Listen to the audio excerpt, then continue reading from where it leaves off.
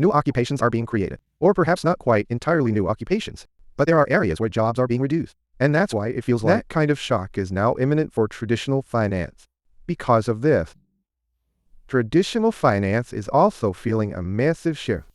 So if traditional finance doesn't do something, choosing not to act has now become a truly dangerous choice, according to a senior executive at Morgan Stanley. And this is Chapter 2. Chapter 2 will be very interesting. In Chapter 2, I'm looking at the big picture. There are various ways to divide Bitcoin into Stage 1, Stage 2, 3, 4, and Stage 5. But it's not that I don't know them, so I'm not mentioning them. It's just my own way of reorganizing it. Chapter 1 is broadly about whether over the last 17 years, the Bitcoin phenomenon is, as critics say, a bubble that will simply vanish, or if it has found its own whether to hold on and expand their own ecosystem. 2, 4, one giant economics own in that debate, the latter one. And with that, Chapter 1 has come to an end. Now, for Chapter 2.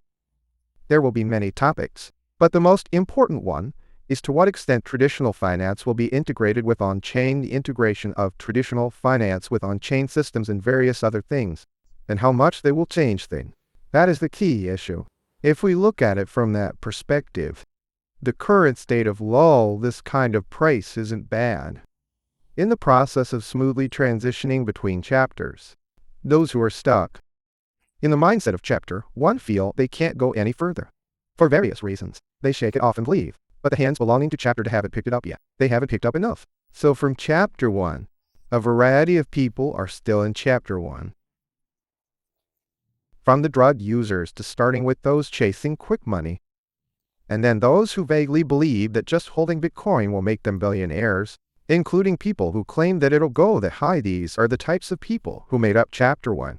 And in this Chapter 1, the selling volume they poured out is now being taken by the participants of Chapter 2.